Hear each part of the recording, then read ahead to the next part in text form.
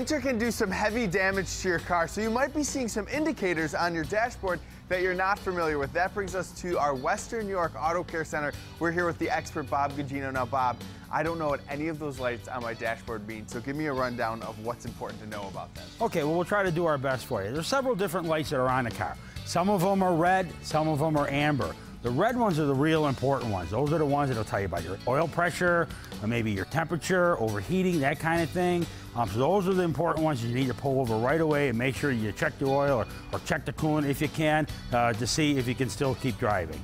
The amber ones, now those are the ones that are more of a warning light. Something you need to get fixed kind of soon to get it into the shop right away, but you don't necessarily need to drop and do it. Except for once in a while, you get one of those amber ones that'll actually flash. If they flash, that's gonna be real important. That you're gonna need to stop driving the car and get it into your local W&Y Auto Care shop as soon as you can. Now, there's a lot of different symbols for different things. What's the best way to learn what those all mean, you know, what part they go to? Try to familiarize yourself with your car through the owner's manual. In there, they will tell you all the symbols, what they mean, brief descriptions of them, that kind of thing, and then let you know what action you should take if they do come on. But to sum it all up, you know, red is bad, yellow, we can wait a little bit unless that yellow flashes. Right, that's exactly right. And I know that you also wanted to talk about brakes, so why don't we head inside and you can give us a rundown of everything we need to know about brakes. Yeah, we'll try.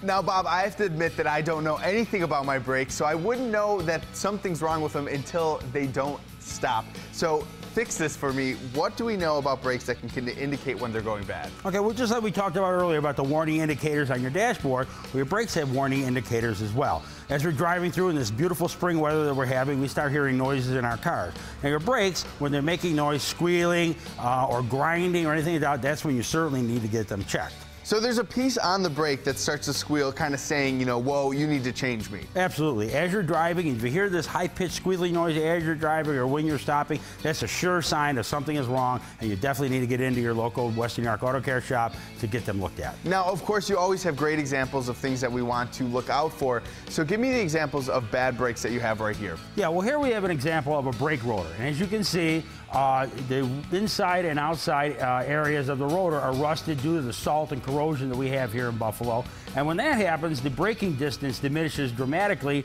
So when you need to make that panic stop, and the car might go just a little bit further than you'd like it to go.